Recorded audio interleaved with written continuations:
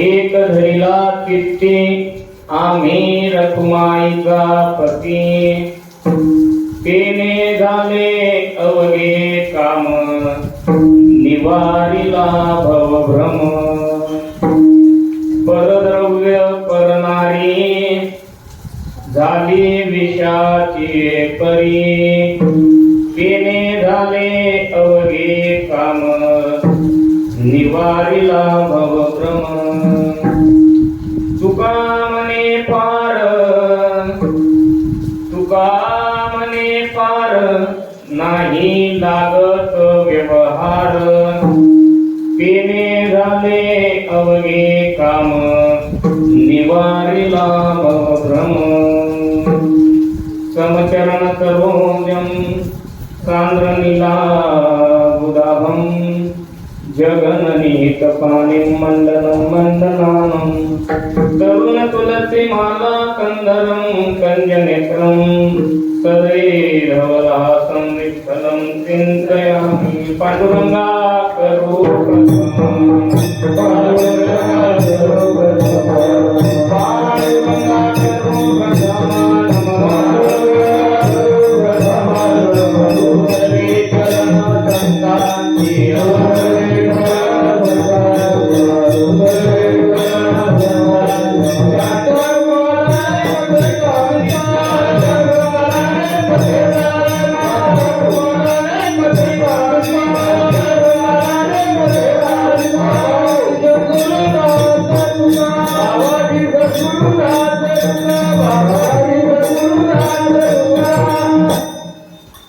ज्ञानेशो भगवान विष्णु निवृत्तिर भगवान हर सोपानो भगवान ब्रह्म मुक्ताख्या ब्रह्मज्योतिः लोकाभिरामं रणरंगधीरं राजीव नेत्रं रघुवंशनाथं कारुण्यरूपं करुणाकरन्तं श्रीरामचन्द्रं शरणं प्रपद्ये मनोजवं मारुततुल्यवेगं जितेन्द्रियं बुद्धिमतां वरिष्ठं वातात्मजं वानरयूथमुख्यं श्रीरामदूतं शरणं प्रपद्ये वसुदेवसुतं देवं कंसचाणूरमर्दनं देवकी परमानन्दं कृष्णं वन्दे जगद्गुरुं कर्पूरगौरं करुणावतारं संसारसारं भुजगेन्द्रहारं सदा वसन्तं हृदयारविन्दे भवं भवामी सहितं नमामि।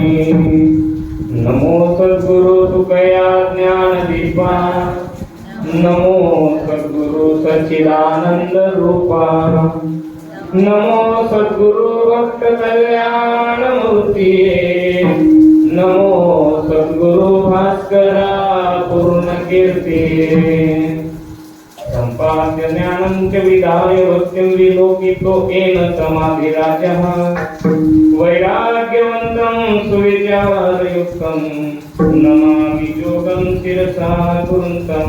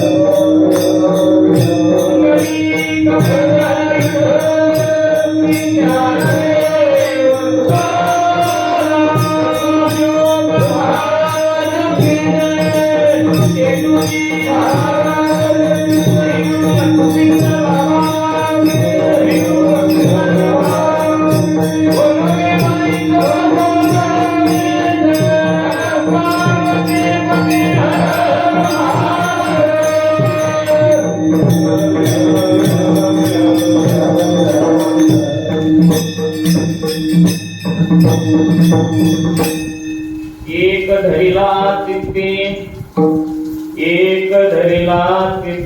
आम्ही रखुमाईचा पती, तिने झाले अवघे काम, निवारिला भवभ्रम प्रस्तुत.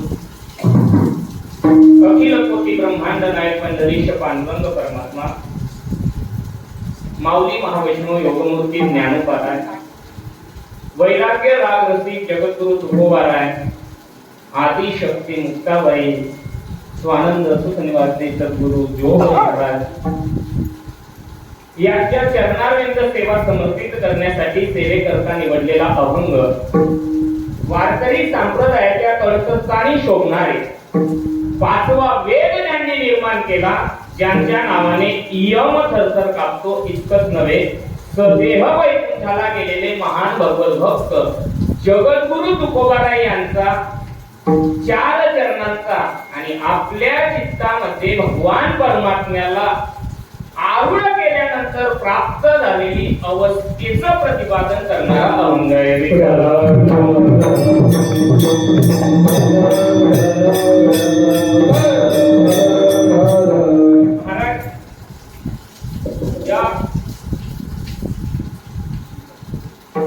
अभंगावरती आपल्याला आपल्या संकल्पित वेळेमध्ये चिंतन मांडायचंय, अभंगाचा विचार आपल्या सगळ्यांना करायचा आहे.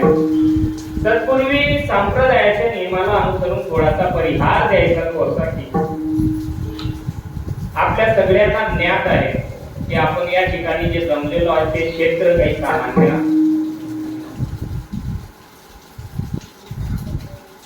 भूतल सोडला तर वैकुंठ एक दुसरं आहे, जिथं भगवान विष्णू वास करतात. पण कलियुगामध्ये सामान्य जीवाला तरुण जाण्यासाठी जे एक भूवैकुंठ म्हणून भगवान परमात्म्याने या धरातलावर अवतीर्ण केलं, त्याचं नाव आहे पंढरपूर. आणि या धरातलातल्या पंढरपुरात आपण सर्वजण त्या पांडुरंग परमात्म्याचे निस्सीम भक्त, मी भक्त म्हणेल, अर्थात तिघ देवांपैकी एकच देव आहे, पण भगवान परमात्म्याचे जे निस्सीम वारकरी झाले ते माझे महादेव. आणि महादेवाची सुंदर अशी शिवपुराण कथा श्रवण करण्यासाठी आपण सर्वजण 8 दिवस प्रपंचाला बाजूला सारून आणि 500 किलोमीटर दूर अंतरावरती असणाऱ्या या भूवैकुंठामध्ये सगळेजण जमलेलो आहोत. कथा भगवंताची करावी, कथा भगवत भक्ताच्या मुखातून श्रवण करावी आणि कथा भगवंताच्या गावात श्रवण करावी. याच्यासारखं दुसरं पुण्य घरी तर आपण सहज कथा श्रवण करू शकतो, पण घरी सहवास देवाचा, इथं देवाचाही सहवास आहे आणि देवाच्या जोडीला संतांचाही सहवास आपल्या सगळ्यांना लाभतोय. मग तसं पाहायला गेलं तर अनेक जण तीर्थयात्रा करतात. तीर्थयात्रेच्या बाबतीत जर बोलायचं झालं तर सध्या अत्यंत दुःखद घटना आपल्या सगळ्यांना परिचित झाली. महाराजांनी आपल्या कथेचं प्रतिपादनही आपल्याला. तीर्थयात्रा आपण सर्वजण करतो. तीर्थयात्रा करत असताना भगवान पांडुरंगाच्या क्षेत्राविषयी आणि इतर तीर्थक्षेत्राविषयी प्रत्येकाने तुलना करायला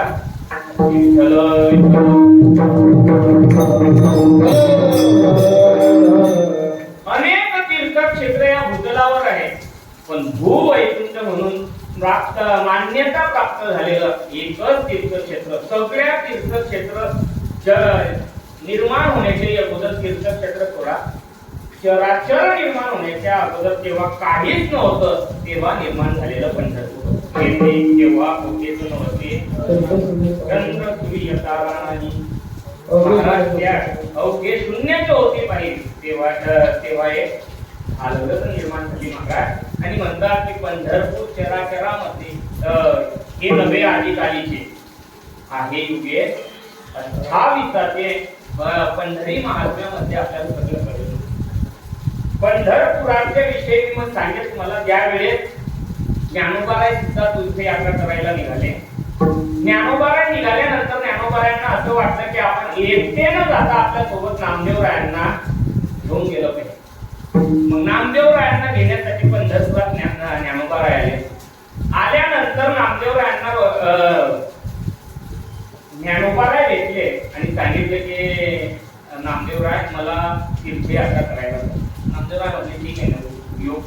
तीर्थ यात्रा आपला माणसाने केलंच पाहिजे. जीवनात आल्यानंतर एक वेळेस तरी तीर्थयात्रा केली. नामदेवरायांना सांगितल्यानंतर ज्ञानोबा म्हणते मला माहिती आहे नामदेवराय की तीर्थयात्रा मला करायची सुद्धा आहे, पण मला तुमच्या सोबत तीर्थयात्रा करायची. नामदेवराय म्हटले की ज्ञानोबा तुम्ही खुशाल तीर्थयात्रा करा, हे तुम्हाला थांबवणार नाही, पण मी तीर्थयात्रेला येईल ही अपेक्षा तुम्ही मनामध्ये करू नका, कारण मी भगवान पांडुरंगाला सोडून कुठंच जाणार. महाराज फार विनवण्या केल्या तरी नामदेवरायांनी ऐकलं नाही. नागलाच झाला ज्ञानोबारायांचा आणि मग परत रावळाकडे पांडुरंगाकडे आले. चिंता ज्ञानोबारायांच्या चेहऱ्यावरती पांडुरंगाला दिसली आणि पांडुरंगाने विचारलं की ज्ञानोबाराय चिंता तो कशासाठी आहे. ज्ञानोबारायांनी दिलेला सगळा वृत्तांत सांगितल्यानंतर पांडुरंग परमात्मा म्हणाला की ज्ञानोबाराय चिंता करू काळजी करू नका, मी नामदेवरायांना आणि स्वतः भगवंताने नामदेवरायांना जेव्हा सांगितलं ना की तीर्थयात्रेला ज्ञानोबारायांसोबत तुम्ही ज्यांच्या सोबत जात आहे त्यांना सामान्य समजू नका, ज्ञानोबाराय आणि माझ्यात फरक.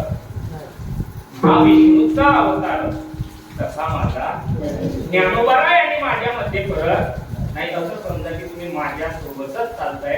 ज्ञानासोबत ती तीर्थयात्रा होती. ज्ञान जातच होतं, पण ज्ञानाला जोड भक्तीची लागली आणि झालं काय मग नामदेवराय जायला तर तयार झाले, पण पांडुरंगाला सांगले की जेव्हा मी जाईल प्रत्येक तीर्थयात्रेवर यात्रा करत असताना तीर्थक्षेत्रावरती जाईल, पण ज्या तीर्थक्षेत्रामध्ये ज्या देवाचे विटेवर चरण नसतील त्या देवाचं मी दर्शन घेणार. अनेक प्रयत्न केले महाराज भगवान परमात्मा जसं जाता येईल तसं तुम्ही जा. नामदेवराय गेले महाराज, पण ज्ञानोबाराय तीर्थयात्राला जात असताना ज्ञानोबाराय जे गेले ना ते तीर्थयात्रा करण्यासाठी तर गेलेलेच होते, तुम्हाला मला मार्गदर्शन करावं म्हणून संतांचं जीवन होतं आणि आपल्याला मार्गदर्शन करण्यासाठी ज्ञानोबाराय गेले की तुम्ही सुद्धा तीर्थयात्रेला. आता सुविधा फार आहेत महाराज, तीर्थयात्रेला जाण्यासाठी तुम्हाला काहीच काळजी करायची गरज. तुम्हाला तीर्थयात्रा करायची ना तर आमच्या वाल्मिक महाराजांना सांगा. पुन्हा सांगा महाराजांना सांगा की तीर्थयात्रा करायची आहे. तुम्ही म्हणाले बरं आहे वाल्मिक महाराज लगेच आपल्या तिकीट काढतील आणि तीर्थयात्रेला. तसं तुमची व्यवस्था वाल्मिक महाराज करते, पण त्या व्यवस्थेसाठी जो काही खर्च लागेल तो तुम्हाला सगळ्यांना करावा. महाराज पैसा देणं सोपा असतो, पण पैसा घेतल्यानंतर सगळ्यांची व्यवस्था करणे केवढी कठीण असते. मला एक वेळ त्यांच्यासोबत गेल्यानंतर प्रत्येकाला वाटतं की पैसा सोपा आहे. वाटत काय आपण 1000 रुपये देऊ पंढरपूरला जाऊ वाल्मिक महाराजांच्या मुखातून शिवपुराण श्रवण करू. हे काळजी फक्त आपल्याला काय की गेल्यानंतर 1000 दिले की आपली चिंता संपली, पण तुमचे 1000 घेतल्यानंतर पण 8 दिवस नाही महाराज, ज्या दिवसापासून तुम्ही सांगितलं की महाराज मी पंढरपूरला येणार आहे त्या दिवसापासून तुमची काळजी महाराजांना बरं इथपर्यंत राहील का. जोपर्यंत तुम्ही कधी जात नाही तोपर्यंत तुमची चिंता कोणाला आहे, महाराजांना आहे महाराज. म्हणून तीर्थयात्रा करणं आता फार सोपं झालं. पण ज्ञानोबाराय जे तीर्थयात्रा करण्यासाठी गेलेले महाराज ते तीर्थयात्रा नाही तर प्रत्येक क्षेत्राची आपल्या पंढरी क्षेत्राची तुलना ज्ञानोबाराय जात असताना करत. तिथं जायचे, तिथल्या देवाचं दर्शन घ्यायचे, देवाचं दर्शन घेतल्यानंतर त्या क्षेत्राचं महिमान काय आहे ते जाणायचे आणि मग ते महिमान ऐकल्यानंतर सहज उच्चार करायचे, बाहेर पडायचे की बलवे बलवे विठोबारायाचे नगर. त्याच्याशिवाय दुसरं तीर्थक्षेत्र संतांनी सांगितलं तुम्ही जा तीर्थावरती जायचंय ना मनात जवळ हे सगळं सिद्ध आहे. जोपर्यंत तुमचे हात पाय चालतायत ना तोपर्यंत तीर्थयात्रेला जा, पण तीर्थयात्रेला गेल्यानंतर आपल्या पांडुरंगाला विसरू नका म्हणण्यापेक्षा पांडुरंगासोबत प्रत्येक देवाची तुलना करत का महाराज. आमच्या महादेवांना सुद्धा पांडुरंगाची भर पडली आणि म्हणून कैलास निघून तो देव पंढरपुरात आद्य वारकरी म्हणून आपण ज्यांचं नाव मुखामध्ये आपण ओळखतो ज्यांना, त्या महादेवांची सुंदर अशी कथा तुम्ही आमचे गुरुबंधू असणारे, माझे ज्येष्ठ गुरुबंधू, लहान भावाप्रमाणे माझ्यावर प्रेम करतात महाराज, घरचे असणारे गुरुस्थानी असणारे आमचे वाल्मिकी महाराज यांच्या मुखाद्वारे आपण सुंदर असं शिव महापुराणाची कथा श्रवण करत आहात. आणि महाराजांना मदत म्हणून म्हणा किंवा महाराजांच्या शब्दाला मान देऊन म्हणा, सगळेजण इथं आमचे महाराज मंडळी सगळे हजर राहिले. आमचे कृष्णा महाराज आळंदीवरनं इकडे आले. आळंदीला असताना महाराजांनी सांगितलं होतं मला दिल्लीमध्ये की आपल्याला पंढरपूरला करा, आणि सगळ्यांनी होकार दिला. तुम्ही म्हणाल की सगळ्यांनी जर होकार दिला तर 2-3 जण दिसतात.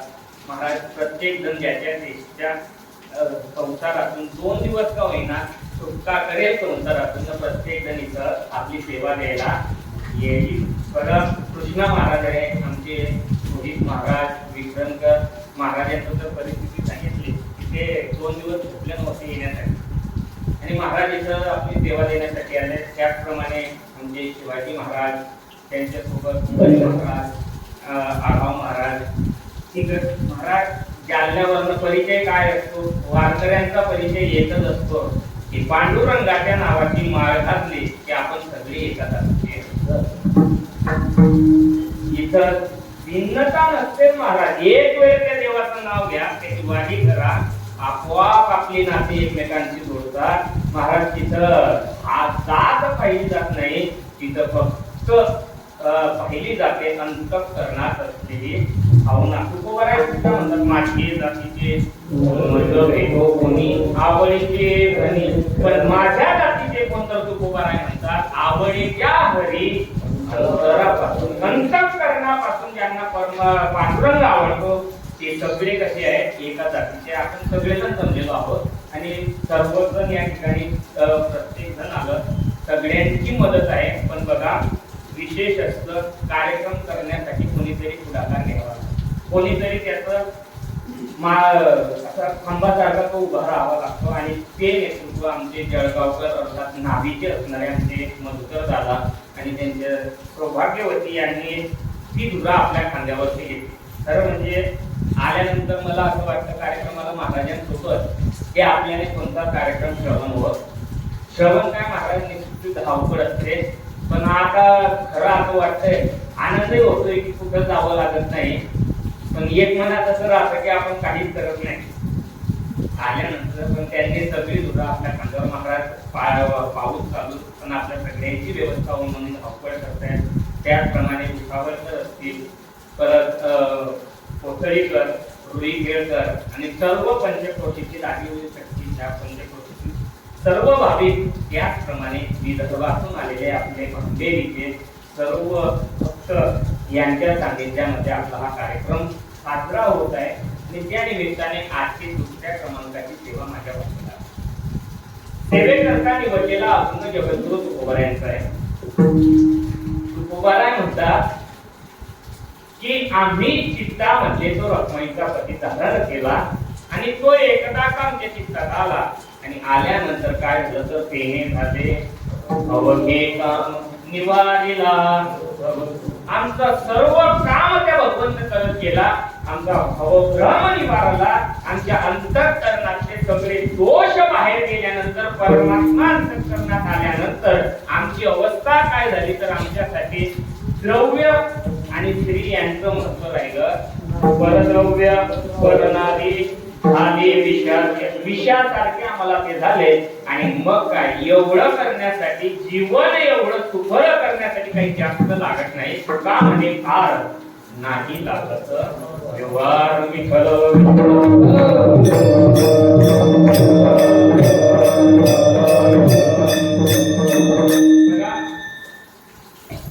परमार्थ करत असताना, भक्ती करत असताना काही पायऱ्या आपल्याला संतांनी घडून दिल्या. तुम्ही परमार्थ करायला लागले ना तर परमार्थ करत असताना 4 पायऱ्या आहेत, 4 टप्प्यामध्ये भक्ती करावी लागते. आणि शेवटच्या टप्प्यातून आपण गेलो की आपल्याला एक टप्प्यातून जसं पाहिजे तशी प्राप्ती होते. आणि शेवटच्या टप्प्यात एकरूपता होत असते महाराज. परमार्थ प्राप्ती करत असताना भक्तीच्या क्षेत्रात भगवंताच्या प्राप्तीसाठीचा पहिला टप्पा आहे प्रयत्न करावा. दुसरा टप्पा आहे पुरुषार्थ करावा. तिसरा टप्पा आहे वाट पाहावी आणि म्हणजे प्रतीक्षा करावी. आणि चौथा टप्पा आहे त्या भगवंताची प्रार्थना. काय काय प्रयत्न, पुरुषार्थ, प्रार्थना आणि प्रतीक्षा म्हणजे वाट पाहावी असे 4 टप्पे सांगितले. पहिला टप्पा भक्तीच्या क्षेत्रात काय प्रयत्न करावा. माणसाने भक्ती करत असताना सगळ्यात अगोदर प्रयत्न करावा. प्रयत्नाशिवाय या जगतामध्ये साध्य अशी एकही वस्तू तुकोबाराय म्हणतात असाध्य ते साध्य करिता सायास कारण अभ्यास. महाराज तुम्ही जर सायास केले तर या जगतामध्ये अवघड असणाऱ्या गोष्टी सुद्धा तुम्हाला सहज प्राप्त होऊ शकतात. आपल्याकडे मी शाळेत असताना शाळेच्या भिंतीवरती म्हणी लिहिलेल्या असायच्या. त्याच्यात एक म्हण प्रयत्ने वाढूचे प्रयत्न जर केला तुम्ही तर या जगतात अशक्य अशा गोष्टी. मला सांगा ज्ञानोबाराय फार सुंदर सांगतात. ज्ञानोबाराय म्हणतात की मनुष्य किती जरी हुशार झाला तरी तो आकाशात उडू शकतो का. नाही उडू शकतो. मनुष्य किती जरी चतुर झाला तरी पाण्यावर चालू शकतो का. नाही चालू शकतो. महाराज विषाचा तांब्या आणला तुमच्या समोर आणि तुम्हाला सांगितलं की हे विषाचा तांब्या घ्या आणि हे विष गोड आहे का कडू आहे सांगता येईल ना. नाही महाराज अशक्य आहे सांगणं. बघा काळा भुजंग आला, सर्प आला आपल्या समोर विषारी समोर उभा राहिला. मला सांगा जगणं शक्य का. अशक्य. वाघ आला समोर जगणं अशक्य. अशक्यच आहे महाराज. मग ज्ञानोबाराय म्हणतात जर तुम्ही प्रयत्न केला तर या जगाच्या अशक्य असणाऱ्या गोष्टी सुद्धा तुम्हाला सहज साध्य करतात. ज्ञानेश्वरी मध्ये फार सुंदर सांगतात महाराज. पै अभ्यासाचे निबळे एकागती अंतराळे व्याघ्र सर्प प्रांजळे केलिये पिये विषका आहारी पडे समुद्री पाय वाट जोडे एकी वा ब्रह्म ठोकळे अभ्यासे केले. महाराज ज्ञानोबाराय फार सुंदर सांगतात. तुम्ही जर प्रयत्न केले ना या जगतातल्या अशक्य असलेल्या गोष्टी सुद्धा तुम्हाला सहज शक्य होतात. या जगतामध्ये सगळ्यात दुर्लभ जर गोष्ट कोणती असेल, अशक्य जर कोणती असेल तर भगवंताची प्राप्ती. पण भागवतामध्ये प्रसंग आलेला आहे. भागवतामध्ये ध्रुव बाळाचा प्रसंग येत असताना ध्रुव बाळ 5 वर्षाचे होते. 5 वर्षाच्या ध्रुव बाळाने 5 महिन्यात अशक्य असणाऱ्या भगवंताची प्राप्ती करून ध्रुव बाळाने 5 महिन्यात महाराज बघा पहिल्या महिन्यात ध्रुव बाळाने तपश्चर्या केली. तपश्चर्या करत असताना फक्त फळे खाऊन तपश्चर्या ध्रुव बाळाने केली. पहिल्या महिन्यामध्ये फळं खाल्ली आणि तपश्चर्या केली तरी देवाने दर्शन दिलं. दुसऱ्या महिन्यामध्ये फळं बंद केली महाराज, फक्त पानं खाऊ लागली. पानं खायची आणि तपश्चर्या करायची तरी देवाने दर्शन दिलं. महाराज तिसऱ्या महिन्यामध्ये पानं खाणंही बंद केलं, फक्त पाणी प्यायचं आणि तपश्चर्या करायची महाराज तरी देवाने दर्शन दिलं. चौथ्या महिन्यामध्ये पाणीही बंद केलं, फक्त हवा घ्यायची तरी देवाने दर्शन दिलं. आणि महाराज 5वा महिना पूर्ण झाला आणि मग काय ध्रुव बाळाने हवा घेणं सुद्धा बंद केलं आणि तपश्चर्या करू लागले. ज्या वेळेस ध्रुव बाळाने श्वासोच्छ्वास घेणं बंद केला त्यावेळेस या जगताचा ब्रह्मांडाचा आणि ध्रुव बाळाचा आत्मा एक झाला. आणि मग काय सगळे देवता मिळाले आणि भगवान विष्णूकडे गेले आणि विष्णू भगवंताला म्हटले की देवा हातातली सगळी कामे सोडा आणि अगोदर त्या ध्रुवाला दर्शन द्या. 5च महिन्यात 5च वर्षाच्या ध्रुव बाळाने प्रयत्नांची पराकाष्ठा केली आणि असाध्य असणाऱ्या भगवंताची सुद्धा प्राप्ती ध्रुव बाळाने करून जीवनामध्ये अशक्य असणाऱ्या गोष्टी सुद्धा सहज प्राप्त होतात. पण तेव्हा जर तुम्ही प्रयत्न केला. प्रयत्नाशिवाय या जगतात बघा झाडाची मूळ असते. झाडाची मूळ बारीक असते ती आणि ती बारीक असलेली मूळ जो दगड तो सुरंग लावल्यानंतर सुरंगच म्हणतात त्याला सुरंग लावल्यानंतरही तो दगड फुटत नाही, एवढा कठीणातला कठीण असलेला दगड, पण ती बारीक झाडाची मूठ सहज त्या दगडामध्ये घुसते आणि आरपार निघून त्या दगडाला आरपार करून ती बाहेर निघत असते. तुकोबाराय म्हणतात, ओले मूळ वेदी प्रकारचे अभ्यासाचे संग कार्य सिद्धी. प्रयत्न केला तर अशक्य असणाऱ्या गोष्टी सुद्धा माणसाला सहज साध्य होत असतात. फार गोड बोलतात महाराज तुकोबाराय. सायाच केली आवाजोनी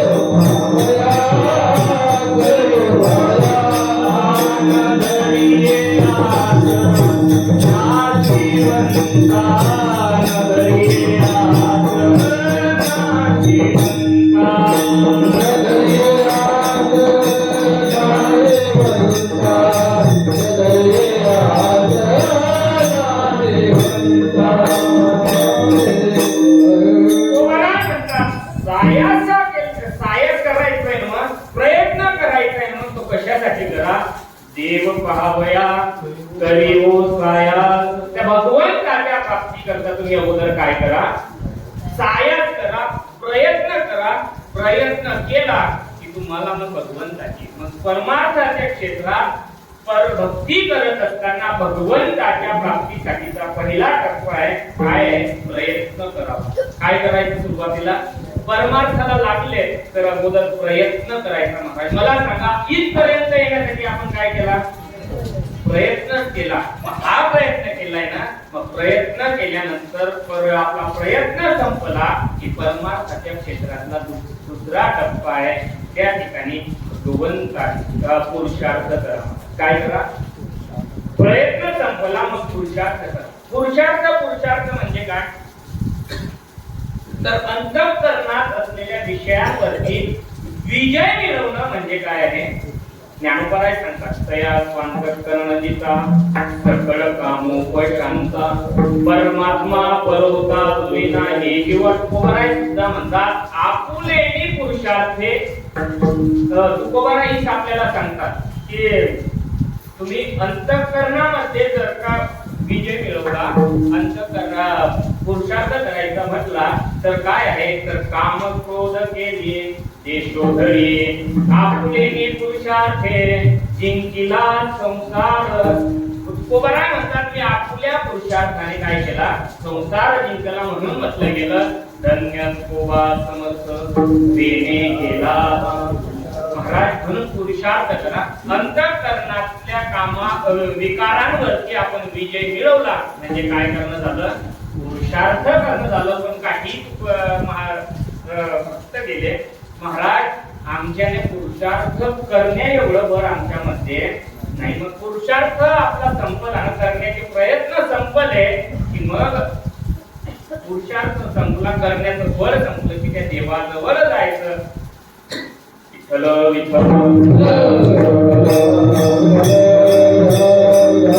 भगवंताच्या समोर उभं राहायचं आणि देवाला सांगायचं, देवा पुरुषार्थ करणे एवढी आमच्यात ताकद नाही. आम्ही कसे आहेत? आम्ही देवा शक्ती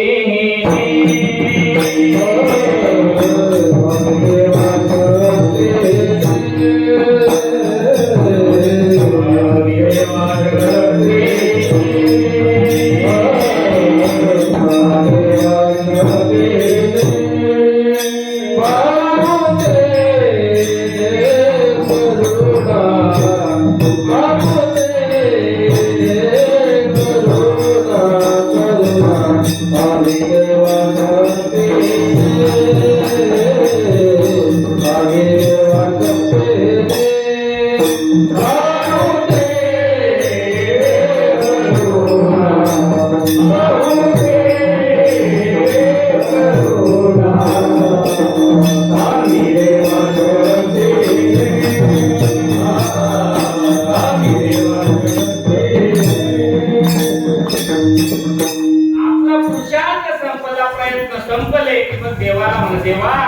आम्ही शक्तीहीन आहोत. आम्ही तुझी फक्त काय करू?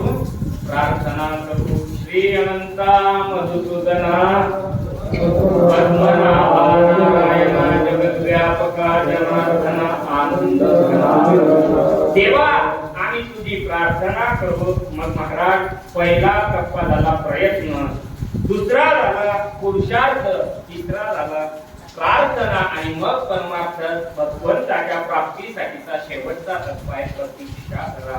तुम्ही सगळं केलं ना, मग काय करा? त्याची आता वाट पहा. त्याची वाट पाहत बसा की आज देवदर्शन देईल, उद्या देईल, परवा देईल, एका तरी जन्माच्या शेवटी कृपाळुवा पोटे येईल. एक जन्माच्या शेवटी तरी त्या देवाला आपली दया येईल. तो म्हणेल की फार यांचे प्रयत्न झाले, फार यांचा पुरुषार्थ झाला, अनेक दिवस झाले माझी प्रार्थना करतायत, आता ही फार वाट पाहतायत म्हणून या ठिकाणी यांना दर्शन दिलेलं बरं. पण केव्हा? त्याच्यासाठी तुम्हाला वाट पाहावी लागेल. आपण वाट पाहतो का महाराज? सध्याचा काळ वाट पाहण्याचा. आता तर असं झालं की माणसाला असं वाटतं सकाळी माळ घातली की संध्याकाळी देवाने. शक्य आहे का महाराज? तर वाट पाहावी लागते. बघा लक्ष्मण बाबा सांगायचे की आपल्या चालण्याच्या गतीवर आपला पुढचा टप्पा अवलंबून असतो. प्रभूचरणाचा एक वेळ बाबांच्या मुखातून आहे की तुम्ही किती चालतात, कसे चालतात याच्यावर तुमचा पहिला पुढचा टप्पा अवलंबून असतो. बाबा फार खूप सुंदर दृष्टांत द्यायचे. आता आपण तीर्थक्षेत्रावर आहे. आपल्या गावाकडे बाबा आपण समजा एक व्यक्ती जळगावला उतरला रेल्वेने आणि त्याला भुसावळला कीर्तनाला यायचे. वारकरी होता बिचारा. कीर्तनाला यायचे पण पैसे नव्हते म्हणून पायी चालण्यासाठी निघाला. पायी निघाल्यानंतर जळगावच्या बाहेर निघाला.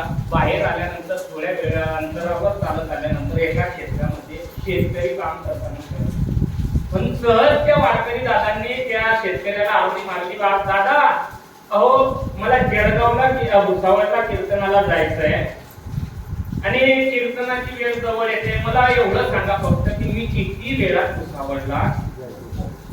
सांगितल्यानंतर तर शेतकरी फक्त त्याच्याकडे पाहू लागला. 4-5 वेळेस विचारल्यानंतरही सांगितलं फक्त बघायचं पण चांगलं उत्तर द्यायचे नाही. शेवटी वारकरी बाबांना असं वाटलं याची सांगण्याची इच्छा नाही, आपण चाललेलं. महाराज ना विनादस्त त्याचं सोडलं उत्तराची वाट पाहणे आणि बाबा चालायला लागल्यानंतर 5-6 पावलं पुढे गेल्यानंतर त्या शेतकरी दादांनी त्या वारकरी बाबांना आवडी मारली. बाबा थांबा म्हणे, काय विचारत होते तुम्ही?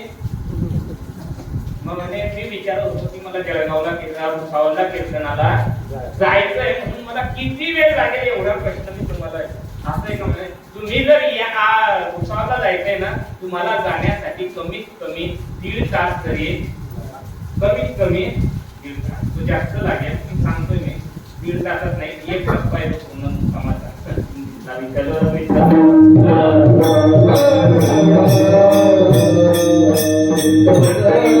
वारकरी बाबांना शेतकरी दादा म्हणाले की बाबा तुम्हाला जायला 1.5 तास लागेल. वारकरी बाबांना राग आला. वारकरी बाबा रागामध्ये त्याला म्हटले, कारण याच्या अगोदर मी 4 वेळेस तुला विचारलं की मला जळगावला भुसावळला कीर्तनाला जायचंय, त्यावेळेस विचारल्यानंतर तू एकही वेळेस उत्तर दिलं. मग आता तू मला इकडे बोलून का उत्तर दिलं? त्यावेळेस शेतकरी बाबा म्हणला, बाबा रागवू नका, तुम्ही ज्या वेळेस मला विचारलं ना म्हणे त्यावेळेस मी तुमच्या चालण्याची गती पाहिली, आता मी तुमच्या चालण्याचा वेग पाहिला आणि याच वेगाने जर तुम्ही चालत राहिले तर कमीत कमी 1 तासात 1.5 तासामध्ये तुम्ही भुसावळला. त्यासारखं महाराज बघा, ज्याप्रमाणे चालण्याच्या गतीवर पुढचा मुक्काम अवलंबून होता तसंच परमार्थातलंही आहे महाराज. तुम्ही रोज किती ज्ञानेश्वरी वाचतात, रोज किती गाण्यातले अभंग वाचतात, रोज किती नामचिंतन करतात, याच्यावर तुमचा पुढचा मुक्काम अवलंबून. म्हणून महाराज परमार्थ करत असताना शेवटचा टप्पा आहे वाट पाहणे. महाराज परमार्थात वाट पाहावी लागते, जाऊ द्या संसारात सुद्धा संसार करत असताना वाटच पाहावी लागते. बघा शेतकरी वर्ग आपण सगळं शेतामध्ये धान्य पेरलं, आज धान्य पेरले की लगेच उद्या आपण ते धान्य टाकायला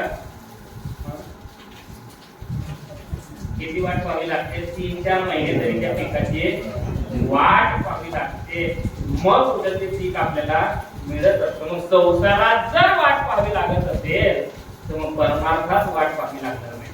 परमार्थात सुद्धा वाटच पाहावी लागते आणि म्हणून शेवटचा टप्पा परमार्थ करत असतानाचा आहे की वाट पाहावी लागते. जगद्गुरु तुकोबाराय सुद्धा सांगतात की मी अगोदर प्रयत्न केला, मी प्रयत्न केला की त्या भगवान परमात्म्याचं नामचिंतन मी करत गेलो. सदा नामघोष करू हरी कथा महाराजांनी काल आपलं किंवा भगवंताचं नामचिंतन मी सतत करत गेल्यानंतर तेव्हा कुठं माझ्या पुढे पुरुषार्थ करण्याची वेळ आली आणि मग तेव्हा मी पुरुषार्थ माझ्या जीवनात केला.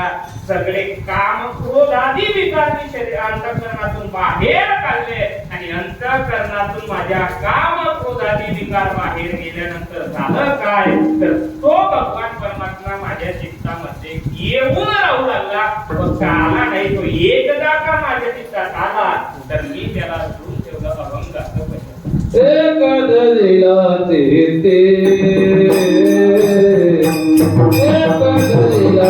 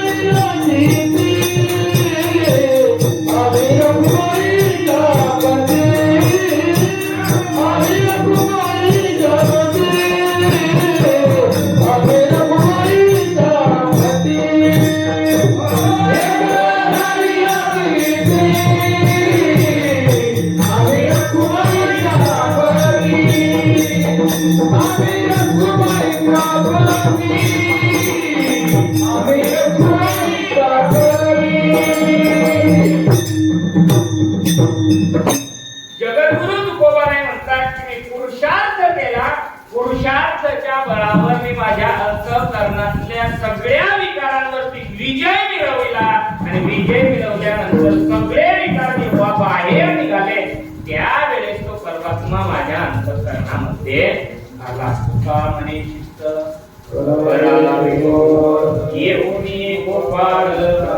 भगवान परमात्मा आपल्या चित्तामध्ये यावं असं वाटत असेल तर परमात्मा भगवंताच्या प्राप्तीसाठी जो दुसरा टप्पा सांगितला पुरुषार्थ आपल्याला करावा. जगद्गुरु तुकोबाराय म्हणतात की तो पुरुषार्थ मी केला आणि अलौकिक असा असणारा भगवान परमात्मा माझ्या अंतःकरणामध्ये येऊन राहिला. महाराज मी त्याला अंतःकरणामध्ये धरून ठेवलं. एक दिला महाराज बघा, माणसाने अंतःकरणामध्ये संसारातल्या म्हणजे अलौकिक अशा जगतातल्या गोष्टी धारण करण्यापेक्षा लौकिक असा परमात्मा जर अंतःकरणामध्ये धारण केला तर त्या अंतःकरणामध्ये धारण केलेल्या लौकिक अशा परमात्म्याचा मोबदला म्हणून आपल्याला अलौकिक असं फळ प्राप्त होत असतं. लौकिक वस्तू जर आपण अंतःकरणात धारण केली तर दुःखाशिवाय जीवनामध्ये दुसरं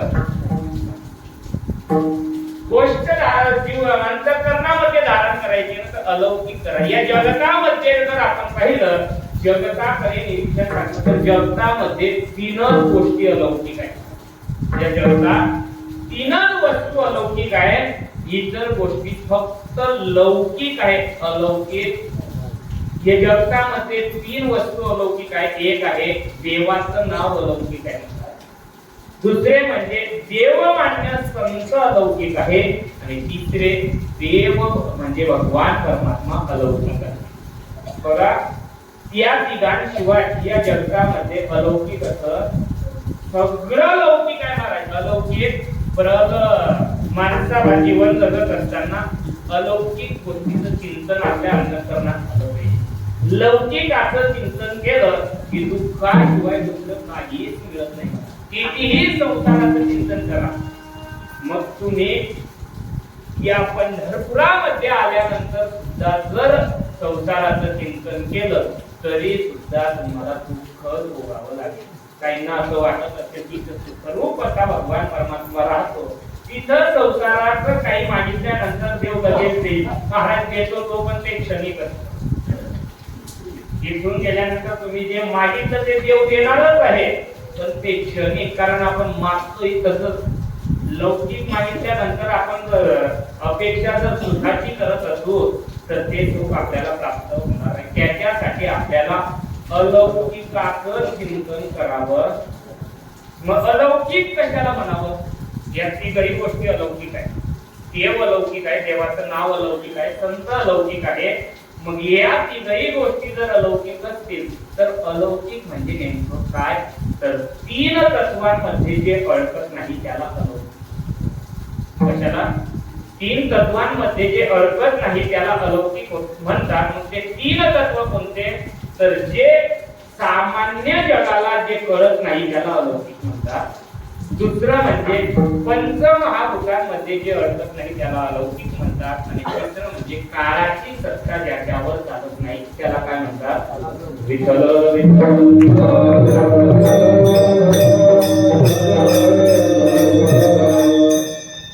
देवाचं नाव अलौकिक आहे, संत अलौकिक आहे, आणि देव अलौकिक आहे. या तिघही तत्वांना या तिघांवर लावा, तिघही बसतात त्याच्यात, म्हणून हे तिघही अलौकिक आहे. पहिलं अलौकिक कशाला म्हणायचं तर पहिलं काय सांगितलं मी? जगाला कळत नाही ते अलौकिक तत्व विचारतोय मी तुम्हाला. अलौकिक गोष्टी तीन आहे. देवाचं नाव अलौकिक आहे, संत अलौकिक आहे, आणि देव अलौकिक आहे. मग अलौकिक कशाला म्हणायचं तर तीन तत्वांमध्ये जे अडकत नाही त्याला काय म्हणायचं? अलौकिक. पहिलं तत्व आहे जे जगाला कळत नाही म्हणून ते अलौकिक असतं. दुसरं आहे पंचमहाभूतांमध्ये जे अडकत नाही त्याला अलौकिक म्हणा. आणि शेवटचं आहे काळाची सत्ता ज्याच्यावर चालत नाही त्याला अलौकिक. बघा, देवाच्या नावाचं पाहू आपण.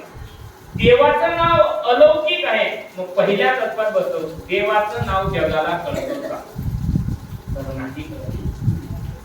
देवाचं नाव जर जगाला कळलं असतं तर माणसाने निदान कीर्तनात तरी विठ्ठल विठ्ठल भजन करायचं. पण माणसं सांगावं लागतं तरी सुद्धा का करत नाही? तर आपल्याला देवाच्या नावाचं महत्व कळालं आणि म्हणून देवाचं नाव अलौकिक आहे म्हणतात. दुसरं आहे पंचमहाभूतांमध्ये देवाचं नाव कळतं. पंचमहाभूत कोणते आहे? पृथ्वी, वायू, आग, तेज आणि आकाश. हे पंचमहाभूत आहे महाराज. या पंचमहाभूतांमध्ये देवाचं नाव कळतं. तू म्हणाल कसं? तर पहा, पृथ्वीपेक्षा 10 पट पाणी आहे. पृथ्वीपेक्षा 10 पट पाणी जास्त आहे. पाण्यापेक्षा 10 पट त्या ठिकाणी वायू आहे. वायूपेक्षा 10 पट अग्नी जास्त आहे. अग्नीपेक्षा 10 पट जास्त, अनंत पट म्हणू आपण, अनंत पट जास्त आकाश आहे.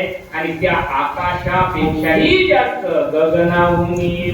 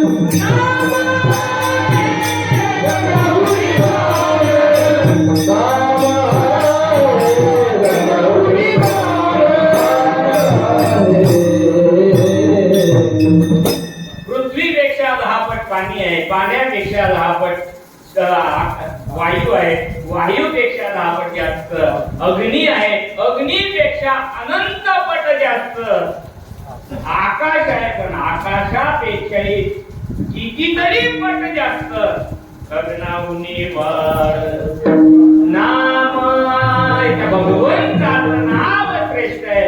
जे नाव यांच्यापेक्षा मोठं असेल ते नाव यांच्यात असते. वस्तू एकमेकांमध्ये असतात पण ज्याच्याची वस्तू असणारी पाहिजे ती लहान लागते. महाराज एखादी मोठी वस्तू घ्यायची असते मग तिच्यात लहान वस्तू अडकत असते. पण जर ती वस्तू मोठी असेल आणि आपल्याकडे भांड लहान असेल तर ती वस्तू त्याच्यात अडकत. मग पंचमहाभूते नावापुढे लहानच आहे महाराज, म्हणून देवाचं नाव पंचमहाभूतांमध्ये अडकत. बघा पहिलं तत्व पाहिलं, देवाचं नाव सामान्य जगताला कळत नाही म्हणून अलौकिक आहे. पंचमहाभूतांमध्ये अडकत नाही म्हणून अलौकिक आहे. आणि शेवटचं आहे महाराज, देवाच्या नावावरती काळाची सत्ता चालत नाही म्हणून देवाचं नाव. महाराज काळाची सत्ता अख्ख्या जगावर चालते पण देवाचं नाव काही असं आगळं आणि वेगळं आहे की त्याच्यावरती काळाची सत्ता. अवघाची आकार ग्रासीला काळ एकची निराळे हरीचे नाम. सगळ्या काळावर जगावर काळाची सत्ता चालते पण नावावरती काळाची सत्ता चालत नाही म्हणून देवाचं नाव अलौकिक आहे. महाराज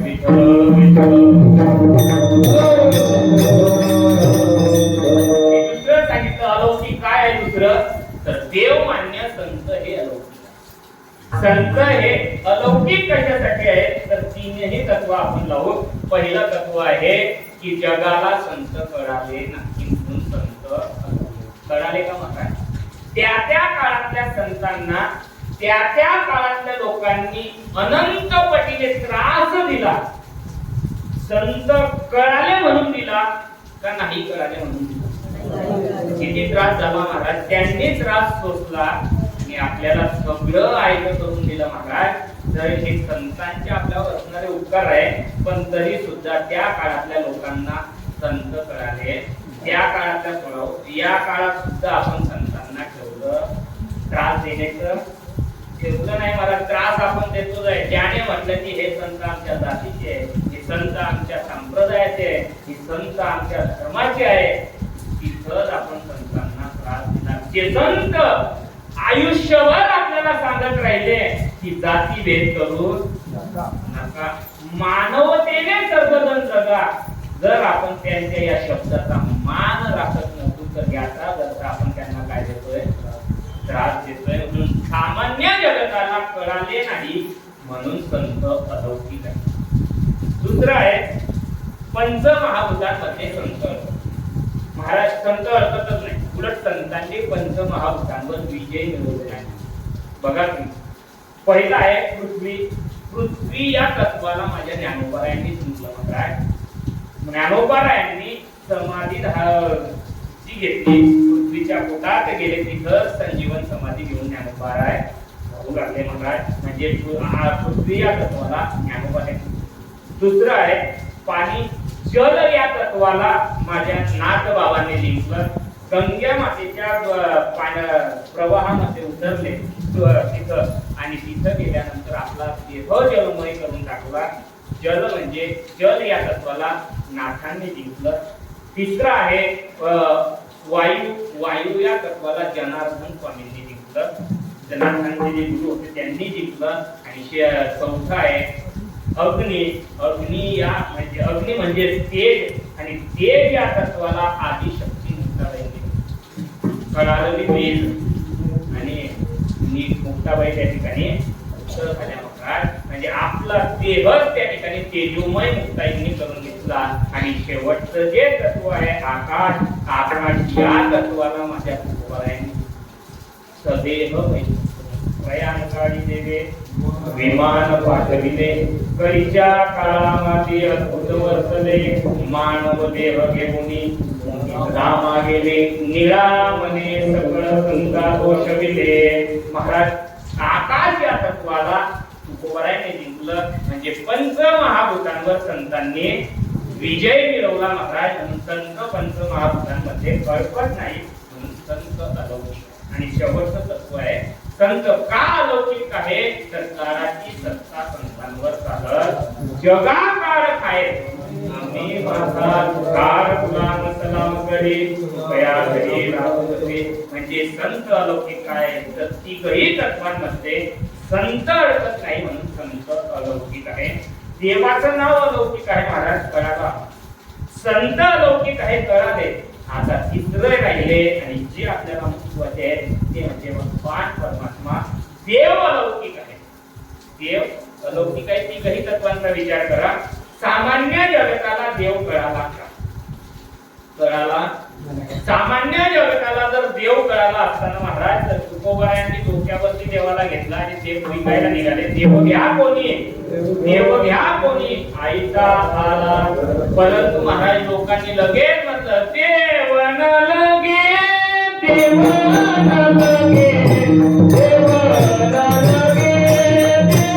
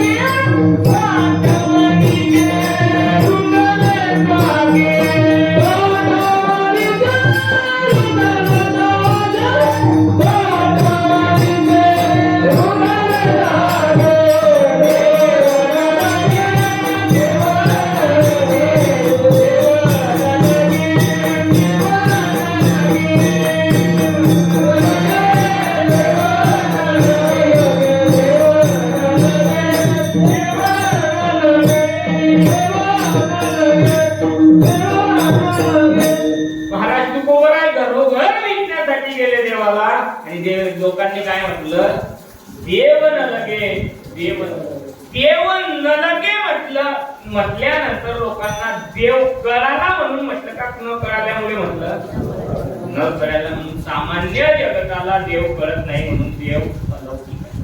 दुसरं आहे देव पंचमहाभूतांमध्ये ओळखतो का महाराज? तर पंचमहाभूतांमध्ये देव ओळखत नाही. उलट ज्याने त्या पंचमहाभूतांना निर्माण केला तो भगवान परमात्मा त्यांच्या फार सुंदर एकले न कंठे ती मनोरिया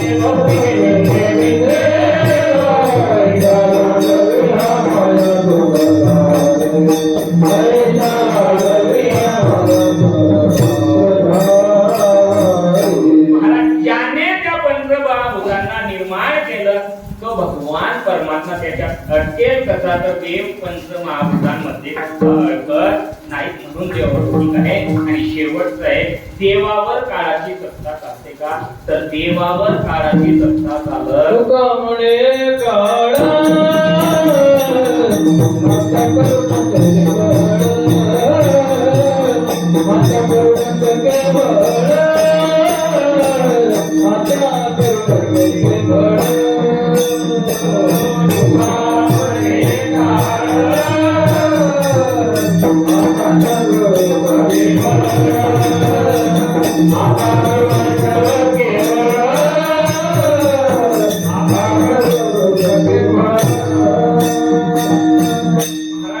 काळाची सत्ता देवावरती चालत नाही महाराज. ज्ञानोबराय फार सुंदर.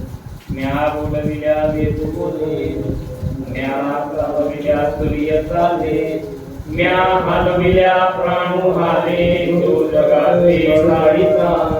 महाराज म्या हलविल्या जर भगवान परमात्मा म्हणत असेल की माझ्या सत्तेशिवाय प्राण सुद्धा निघू शकत नाही, तर त्या प्राणावर काळावर भगवंताची सत्ता आहे, पण काळाची सत्ता देवावर नाही. म्हणून भगवान परमात्मा. मग अलौकिक कसा भगवान परमात्मा, अलौकिक कोणाला म्हणावं हे कळालं. मग देव अलौकिक आहे महाराज. मग देव अलौकिक अशा भगवान परमात्म्याला आम्ही अंतःकरणात धारण केल्यानंतर तुकोबारायांना विचारू की फायदा काय होतो, तर तुकोबाराय म्हणतात की माझे सर्व भवभ्रम त्याच्याद्वारे नष्ट होतात. अभंगात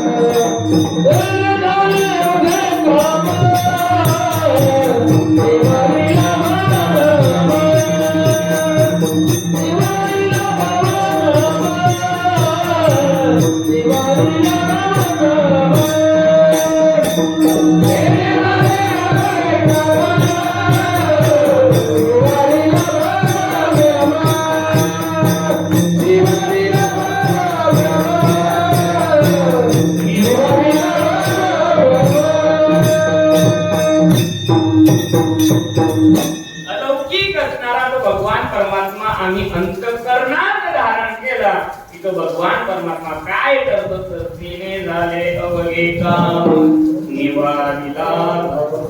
महाराज बघा, भगवान परमात्मा अंतःकरणात धारण करणं म्हणजे नेमकं काय, तर देवाची मूर्ती अंतःकरणात ठेवू नका, देवाचं नाव अंतःकरणामध्ये ठेवा. काय करा, नाम अंतःकरणामध्ये ठेवलं की देवापेक्षा श्रेष्ठ देवाचं काय आहे, बघा.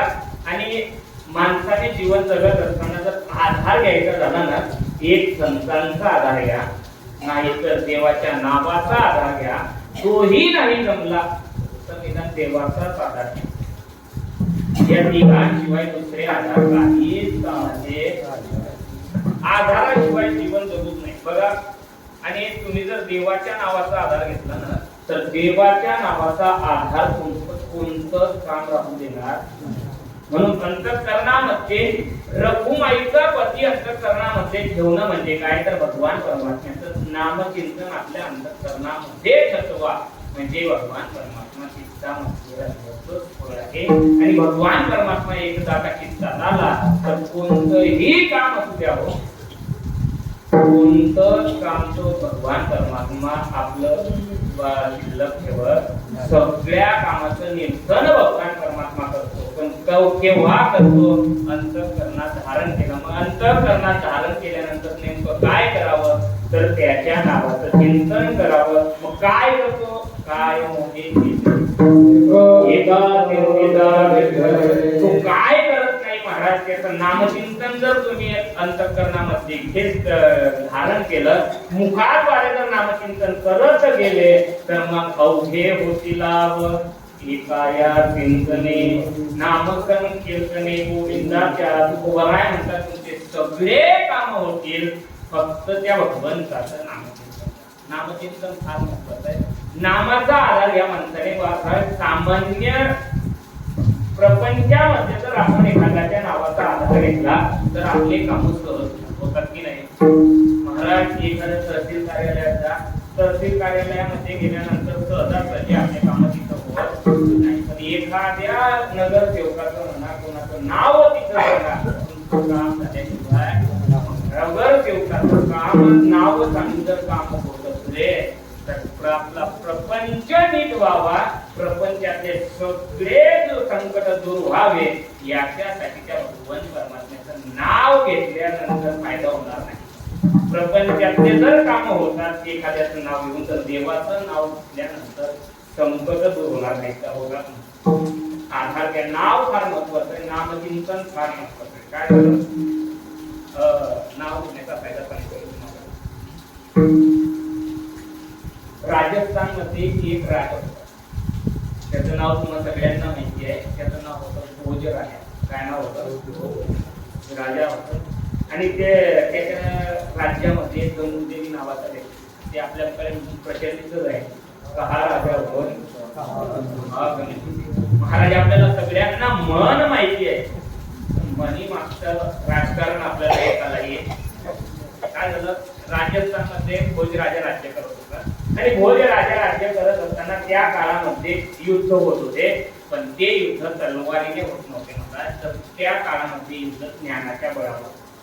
तर भोज राजाच्या दरबारामध्ये कालिदास नावाचे अत्यंत विद्वान पंडित त्या भोज राजाच्या दरबारात एवढे विद्वान होते की त्यांच्या विद्वत्तेला त्या काळामध्ये अख्ख्या जगामध्ये तोड नव्हती. आणि म्हणून ते राहत असताना भोज राजाच्या राज्यावरती कुठलं संकट येत. पण काय झालं नष्ट. एक दिवस सहज दरबार पार पडला आणि कालिदास बाहेर निघाले. आणि बाहेर निघाल्यानंतर विद्वान पंडित होते महाराज, अंतःकरणामध्ये सहज भावना झाली की आपण आपलं आयुष्य सगळं या राज्यात दिलं, पण स्वतःसाठी काहीच करू शकलो नाही. पण सगळ्या राज्याचा त्याग केला. त्या क्षणाला बाहेर जंगलामध्ये निघून गेले. कुणालाच सांगितलं नाही की मी कुठं जातो. निघून गेल्यानंतर दुसऱ्या दिवशी शोधाशोध झाली, पण कालिदास काही मिळाले. 4-5 दिवस झाले महाराज. ही बातमी शेजारच्या राज्यवाल्यांनाही कळाली की भोज राजाच्या दरबारामध्ये कालिदास. आणि मग त्यांनी घडी केली की आता आपल्याला भोज राजाचं राज्य सहज जिंकता येऊ शकतं. म्हणून त्यांनी लगेच पत्र हातात घेतलं आणि लिहिलं की भोज राजा, उद्या आम्ही तुमच्या राज्यामध्ये प्रश्नोत्तर म्हणजे विद्वत्तेचा आणि तत्वज्ञानाच्या गोष्टी करण्यासाठी येणार आहोत. आल्यानंतर आम्ही तुमच्या पंडितांना 4 प्रश्न विचारू आणि तुमच्या पंडितांनी जर त्या प्रश्नांचं उत्तर चुकीचं दिलं, देता आलं नाही, तर आम्ही तुमच्या राज्यावरती विजय मिळवू, तुमचं राज्य आम्ही काबीज करू सांगितलं. आणि खाली ती होती महाराज, आम्ही जे 4 जण येऊ, 4 प्रश्न विचारू, ते बोलून विचारणार नाही, तर फक्त पुणेने एकमेकांची आम्ही चर्चा करू.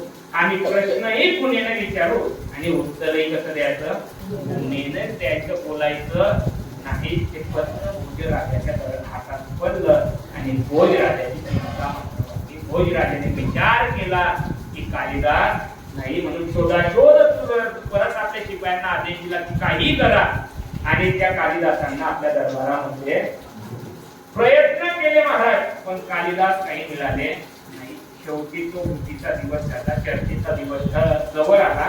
सकाळी चर्चा होणार, तसं संध्याकाळी भोजराजाने विचार केला की जर आपण उद्या राज्य हरणारच आहोत, आता आपलं राज्य गेल्याशिवाय राहणार, आपण राज्य हरणार आहोत, मग उद्या हरणार आहे, त्यापेक्षा उद्या दुःख होईल, त्याच्यापेक्षा आताच या राज्याचा त्याग करायला काय हरकत. म्हणून भोज राजा राज्याचा त्याग करून जंगलात निघाल्यानंतर एका झाडाखाली भोजराजा बसला.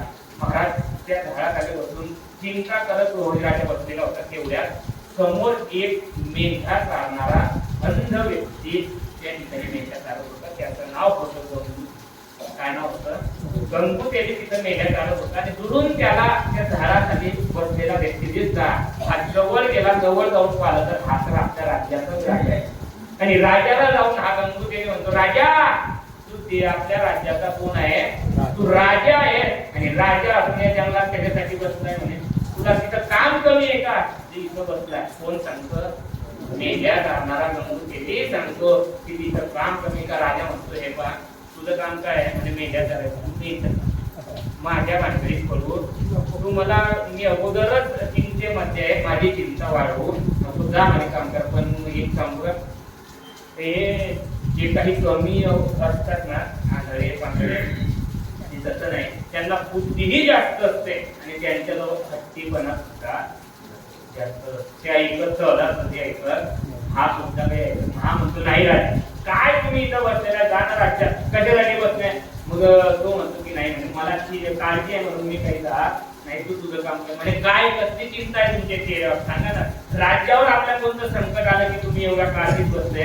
हा म्हणत नाही तुला राज्याच्या संकटाची घेणं देणं काय आहे? तुझं काम करणं, मेंढ्या चालण्याचं काम आहे ते कर. हा म्हणतो की नाही राजा सांगा. राजा म्हणतो हा काही ऐकल्याशिवाय जाणार. म्हणून राजाने नाईलाजाने त्याला सांगितलं की अशी घटना झालेली आहे. बाजूच्या राज्यातले पंडित आपल्या राज्यात चर्चेसाठी, पंडितांच्या तत्वज्ञानाच्या चर्चेसाठी येणार आहे आणि जर आपले कालिदास आपल्या राज्यात नाही, त्यांना शोधूनही ते सापडले नाही, उद्या आपण राज्य हरणार आहोत. म्हणून मी त्याचा त्याग करून आजच जन्मला. भोजराजाचं ते उत्तर त्या गंगूदेवीने ऐकलं आणि गंगूदेवी म्हणतो की राजा म्हणजे उद्या आपलं राज्य गेल्याशिवाय राहत म्हणजे हो. मग राज्य वाचवण्यासाठी मी तुम्हाला उपाय सांगतो. राजा म्हणतो एवढे मोठे प्रधान तिथे होते, त्यांना उपाय सापडला नाही आणि मेंढ्या चालणाऱ्याला काय उपाय झाला? राजा म्हणतो तुझ्याजवळ उपाय का? म्हणे आहे. म्हणजे तू सांगू का उपाय? राजा म्हणतो याच्याजवळ का उपाय? आपलं उगाच डोकं खातोय म्हणून राजा म्हणतो तू माझे चिंता वाढवू नको, मला त्रास देऊ नको इथून नीट. म्हणे तो म्हणतो राजा आजही तुमचं राज्य गेलं आहे की नाही? उद्या राहणार आहे का? म्हणे नाही. मग जास्त देण्यापेक्षा वाचण्यासाठी थोडा प्रयत्न करायला काय हरकत आहे? राजा म्हणतो प्रयत्न करायला आता कोणता प्रयत्न याचा? मग राजालाही उत्सुकता वाटली. म्हणजे काय प्रयत्न करायचा? म्हणजे काळजी करू नका, तुम्ही फक्त एक पत्र लिहा आणि तिकडच्या राज्यात त्या पंडितांना पाठवा. म्हणजे काय? म्हणजे लिहा त्या पंडितांना की उद्या तुम्ही जे चर्चा करायला येणार आहेत ना, ते चर्चा करायला आमच्या दरबारात कालिदास तर नाही पण कालिदासांची तुमच्याशी चर्चा करायला येणार.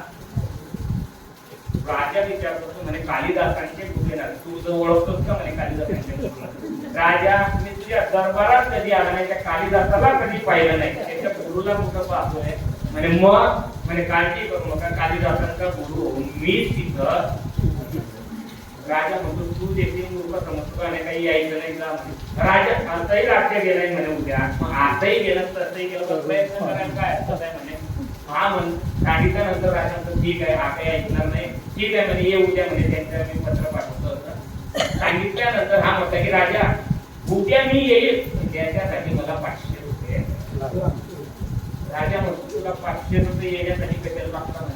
म्हणे राजा भोज आता मी काही गंगूदेवी म्हणून तिथे येणार, काय होऊन येणार आहे? कालिदासांचे गुरु होऊन मी तिथे येणार आहे. मग कालिदासांचा गुरु या अवतारात आलेला चांगला कपडे कसे चांगले पाहिजे, 500 रुपये द्या, मी कालिदासांचा गुरु बनतो. आणि मग तिकडे महाराजाने 500 रुपयात चांगले कपडे धारण केले आणि निघल्यानंतर दुसरा दिवस गुजरला. 4ही पंडित आले.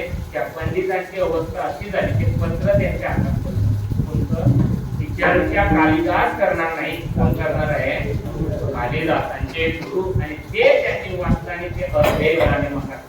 युद्ध जिंकण्याच्या अगोदर अर्ध हरले. त्यांनी विचार केला कालिदास जर एवढे पंडित तर कालिदासांची किती ज्ञानी असतील. म्हणून ते म्हटले की आता आपलं काही खरं नाही, आपलं राज्य आपण आणल्याशिवाय आता राहणार. ते अगोदरच मनाने असले महाराज. आणि एक सांगू, माणसाने जीवनामध्ये जीवन जगत असताना कोणतीही संकट येऊ द्या, सगळे संकटांवर मात करण्यासाठी कधीच संकट आल्यानंतर मनाने करू नका. महाराज किती संकट येऊ द्या ना, पाऊस किती येईल, महिनाभर येईल, 4 महिने येईल महाराज, 5व्या महिन्यात पाणी येणार.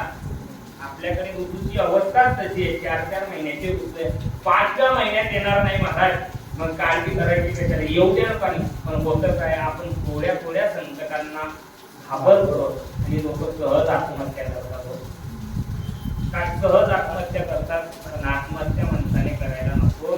मागच्या जुन्या काळामध्ये तुम्ही तरुण होते त्यावेळेची अवस्था अशी होती की तेव्हा कोणी आत्महत्या करत, कोणत्या शेतकऱ्याने तेव्हा आत्महत्या पण का करत नव्हते? त्यावेळेस प्रत्येकाच्या हातामध्ये सिद्धेश्वरी होती, प्रत्येकाच्या हातामध्ये हरिपाठ होता, प्रत्येकाच्या अंतःकरणामध्ये नामचिंतन होते, मनाने सगळे सुदृढ होते. म्हणून आत्महत्या केलं. त्या पंडितांनी ते पत्र वाचलं आणि मनाने अगदी हृदयाने तिथं आणि चारही एका बाजूला बसले होते. समोर भोजराजा बसले होता आणि भोजराजाच्या समोर सगळी प्रजा बसलेली होती आणि एकाकडे कालिदासांच्या गुरुचं सेवाकन टाकलेलं होतं. आणि मग काय थोड्या वेळाने वाट सगळे पाहत होते आणि तिकडनं त्याच ऐतीमध्ये जसे काही कालिदासांचे गुरु येतात त्या ऐतीमध्ये गंगूदेवी पण तो एकटा आला नाही, तर त्याच्या हातामध्ये काय होती त्याचं ठरलं. तो मेढ्यात चालत होता महाराज आणि मेढ्यात चालत असल्यामुळे तो घराच्या बाहेर निघण्याच्या अगोदर तिजोरीची सोय करतो.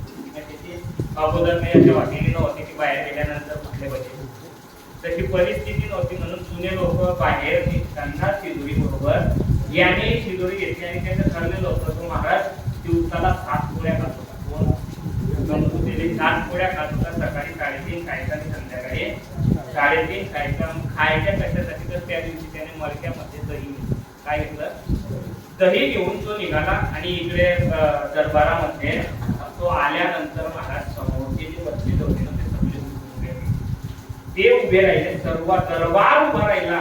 हे सगळे उभे राहिले. का उभे राहिले तर यांना कोण आलं असं माहिती होतं, कालिदासांचे गुरु.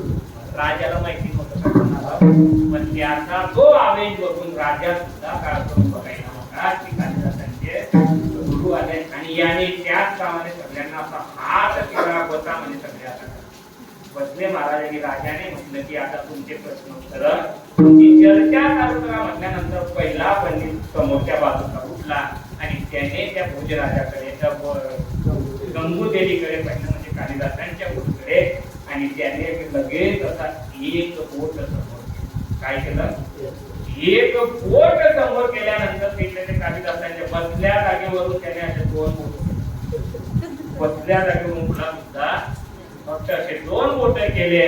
इकडे राजा त्यांचे स्वतः काय होतं आणि काही नाही.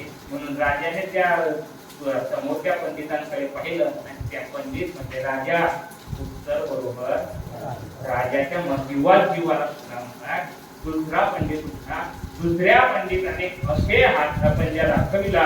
5 बोट दाखवल्यानंतर समोर जे बसले होते ना गुरु त्यांनी लगेच असा 5 बोट दाखवले आणि फक्त मुखावरती आणि आवडल्यानंतर इकडे राजाने त्याच्याकडे पाहिलं त्या पंडिताकडे. ते म्हटले की राजा हेही राजाने मग सगळा जीव राजाचा बघण्यात आला. राजा म्हटला आता काही प्रश्न सुचवो का बरोबर काही घेणं देणार. कारण आता काय झालं होतं बराबरी झाली. 2 वाटी होते 2 चुकीची 2 बरोबर बराबरी झाल्यानंतर निकाल लागत नाही. काय सामना काय होतो तेव्हा काही तशी परिस्थिती नव्हती होत किंवा काही पण काय सामना काय झाला आणि मग राजाची जीवाला पण दुसरोज राजाचा होतं. तिसरा पंडित उठला. तिसऱ्या पंडिताने समोर 7 बोट समोरच्या पंडितांना म्हणजे कालिदासांच्या बोटीला दाखवलं आणि त्याने तिकडनं सुद्धा 7 बोट दाखवले. फक्त अशी आडवी रेष लगेच इकडचे पंडित म्हणते राजा हे सुद्धा उत्तर मग चौथे पंडित उठले आणि चौथ्या पंडिताने कालिदासांच्या गुरुकडे फक्त पाहिला आणि अशी खूण केली. त्यांनी आपल्या जवळ असलेलं उचललं आणि फक्त असं ते मडकं पाहिलं नाही आणि म्हटलं की हे सुद्धा उत्तर बरोबर आहे. महाराज सगळी दूर आनंद उत्सव साजरा होता त्या कालिदासांच्या गुरुची म्हणजे गंगूदेवीची ती वर्ण मिरवणूक काढण्यात आली महाराज राजा दरबारामध्ये त्या राज्यामध्ये. आणि इथले राजाने ते 4ही पंडितांना बरोबर 4ही पंडित म्हणते की राजा आम्ही आमचं राज्य राजा म्हटलं की मला तुमच्या राज्याची गरज नाही. फक्त एक करा म्हणे तुम्ही काय प्रश्न विचारू ते मला कारण तुम्ही काय प्रश्न उत्तर पुन्हा केल्या आम्हाला एखादाची फक्त तेवढे प्रश्न मला सांगा. महाराज त्या पंडितांनी पहिला पंडित उत्तर त्याने सांगितलं मी तुमच्या कालिदासांच्या गुरूंना पहिला प्रश्न विचारला की या जगतामध्ये एक काय आहे एक ब्रह्म आहे. कालिदासांच्या गुरूंनी तिकडनं 2 बोट दाखवली. त्यांनी सांगितलं ब्रह्मा बरोबर माया सुद्धा या जगतामध्ये इकडे राजा विचार करतो कालच्या दिवशी मेंढ्या चालत होता आणि आज डायरेक्ट माया मोह शिकवता सुद्धा अभ्यास केला एवढा विचार करतो महाराज. दुसऱ्याने सांगितलं की महाराज मी दुसरा प्रश्न विचारला. त्यांना सांगितलं हे जगत पंचमहाभूतांपासून बनलेलं आहे. त्यांनी लगेच म्हटलं जरी जगत पंचमहाभूतांपासून बनलेले आहे तरी ते पंचमहाभूत एका शरीरामध्ये कोणते एका शरीरामध्ये हे पंचमहाभूत राहतात. हे उत्तर त्यांचं बरोबर. तो तिसरा उरला की मी त्यांना सांगितलं की या जगामध्ये 7 महासागर आहेत. किती आहेत? 7 महासागरांपासून हे जगत बनलेले आहे. त्यांनी लगेच उठले 7 बोट दाखविले आणि मध्ये आडविले. जरी 7 महासागर असले तरी ते 7 महासागर वेगळे झाले. मधल्या एका रेषेने त्याचं नाव आहे मेरू नावाच्या पर्वतामुळे हे 7 सागर जोडले गेले. त्यांचं उत्तर बरोबर होते. राजाचं डोकं काही काम करत. चौथा उठला म्हणजे मी त्यांना विचारलं मेरू नावाचा पर्वत कुठं आहे. तर त्यांनी लगेच दयाचं मळकं दाखवलं आणि सांगितलं कधीची नावाच्या समुद्राजवळ मेरू नावाचा पर्वत आहे. राजाचं डोकं चालत नव्हतं. त्यांचा यथोचित सत्कार केला आणि त्यांना सांगितलं तुमचं राज्य तुमचा राहू द्या आणि त्यांना निरोप राजाने दिला आणि राजा वाट पाहू लागला कंगुटे. कोणाची वाट पाहतोय आता? कंगुटेली केव्हा येईल याची वाट राजा पाहत होता. आणि मग राजा सगळी मिरवणूक राज्यातून आल्यानंतर कंगुटेली आला. राजा धावत कंगुटेली जवळ गेला. हत्तीवरून खाली उतरवलं. त्याचा हात धरला आणि ओढत ओढत त्याला एका खोलीमध्ये नेले. खोलीचे सगळे दरवाजा खिडक्या बंद केल्या आणि गंगूदेवीला आतमध्ये नेले. गंगूदेवीला विचारले सारे गंगूदेवी एवढा अभ्यास तू कुठे केला? ब्रह्मज्ञानाचा अभ्यास तू नेमका मोह माया ब्रह्ममाया कोणती ब्रह्म आणि कोणता माया? गंगूदेवी म्हणजे कोणती ब्रह्म आणि कोणता माया? त्या विचारल्यानंतर त्या ठिकाणी राजा म्हणतो तुला कळत नाही म्हणे. त्यांच्या प्रश्नांची उत्तर कशी बरोबर दिली? हा म्हटला आपण फक्त मोहम उत्तर दिली. ते तिकडे बरोबर पिष्ट बसले. याच्यात आपण काही केलं नाही. राजा म्हटलं मग मोहम जरी दिली तरी तू उत्तर काय दिली तेवढं सांग म्हणे. आता त्यांनी प्रश्न सांगितले होते. याला विचारलं उत्तर काय दिली? हा म्हटला की राजा तो पहिला उठला म्हणजे त्याने असा एक होता. आता आपल्या राज्यात येऊन कोणी दादागिरी करेल कोणी दादागिरी तो माझ्या एका सुटलेल्या डोळ्याकडे मला म्हणतो की तुझा एक डोळा एक बाकी आहे तो कोणी मी फोडल्याशिवाय राहणार. मी लगेच त्याला म्हणतो तू माझा एक डोक्याचं मी तुझी आहे राजा म्हणतो अरे बाबा. दुसरं उत्तर दुसरा राजा तुटला. तो मला म्हणतो तू जर त्याचे दोन्ही डोळे फोडले तरी तुला एका काठीमध्ये खाली राजा का गंगूदेवी तो मला येऊन चापट मारेल. त्याने का मला कमी समजलं. मी त्याला म्हटलं तू फक्त चापट मारेल मी तुला एका आडवा करेल. महाराज तर राजा म्हणतो वा काय ब्रह्म आणि माया प्रत्येक उत्तर म्हणे मग तिसरं तो मला म्हटला तू त्याला बुक्कीच खाली पाडतील तर तू काय 7 भाकरी खातो का म्हणजे दिवसाला? मी म्हटलं की हो मी 7च खातो. फक्त आई विदेश मागे सकाळी 3:30 खातो संध्याकाळी. चौथा उठला म्हणजे तो भाकरी त्याने मला विचारलं 7 भाकरी खातो पण त्या भाकरी कशा बरोबर खातो? ती लगेच सांगितलं की दह्या बरोबर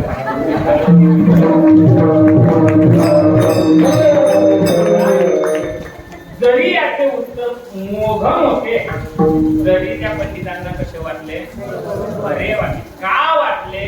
तर फक्त कालिदासांचा गुरुच्या नावाचा आधार त्याने घेतला म्हणून त्याला ते काय वाटतं. त्यांना काय वाटतं जर कालिदासाने म्हणजे प्रपंचामध्ये एखाद्याच्या गुरुच्या नावाचा आधार घेऊन जर राज्य वाचू शकतं तर मी सांगतो देवाचा आणि देवाच्या नावाचा आणि संतांचा आधार घेतल्यानंतर आपण भवसागरातून पार होणार नाही का? म्हणून जीवनामध्ये आधार जर घ्यायचा महाराज तर देवाचा घ्या, संतांचा घ्या किंवा देवाच्या नावाचा घ्या. महाराज जगद्गुरु तुकोबाराय म्हणतात की आम्ही आधार घेतला त्या भगवान परमात्म्याचा.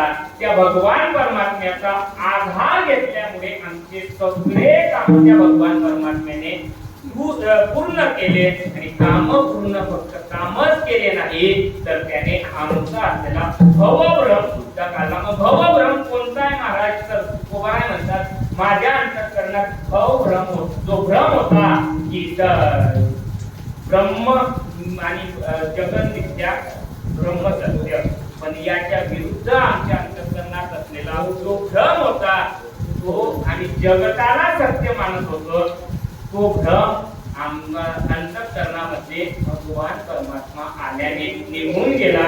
म्हणून जगद्गुरु तुकोबाराय म्हणतात रज्जू सर्पाकार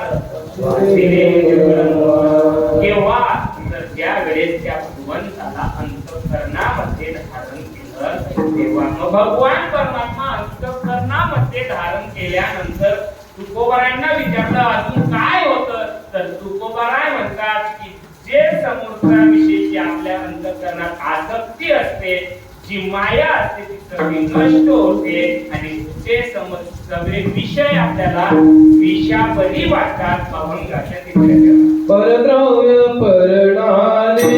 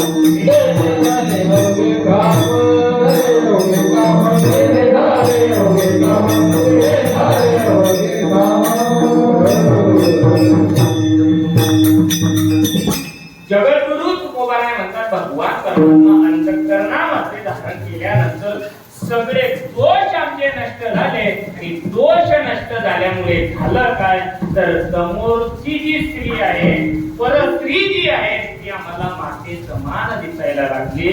जे माते समानच नाही म्हणतात आणि परद्रव्य जे आहे ते आम्हाला विषासारखं दिसायला लागलं. बघा जगद्गुरु तुकोबारायांच्या जीवनातला इतिहास जर आपण पाहिला तर तुकोबारायांना या दोघांवरही आपल्याला उदाहरणं माहिती आहे. एक त्यावेळेस ती वेश्येला काही तुकोबारायांच्या विरोधकांनी ज्यावेळेस वेश्येला तुकोबारायांचं वैराग्य मोडण्यासाठी पाठविलं त्यावेळेस तुकोबारायांची परीक्षा घेण्यासाठी ज्यावेळेस ती वेश्या गेली तर त्यावेळेस त्या वेश्येला तुकोबारायांना केली जाई हो तू माते हे केव्हा शक्य झालं तर भगवंताजवळ आपलं चित्त लावलं अर्थात भगवंताचं नामचिंतन आपल्या मुखातून घेतलेले भक्तीमध्ये लीन झाले परमात्मा अंतःकरणामध्ये आला त्यावेळेस ती भावना झाली की ती स्त्री सुद्धा माते समान बसले आणि म्हणून तुकोबारायांचा परद्रव्य आणि परनादी आम्हाला विषापरी असतं. धनाचंही आपल्याला माहिती आहे तुमचे ये वित्त धन महाराज राजाने पाठवलेला नगराला तसा परत केला. प्रतिकूल परिस्थिती असताना परिस्थिती अनुकूल असली नाही घेतलं तरी चालतं. प्रतिकूल परिस्थितीमध्ये सुद्धा त्याग करणं महत्वाचं आहे. म्हणून तुकोबाराय म्हणतात की शक्य झाले फक्त एक तरी लागेल ते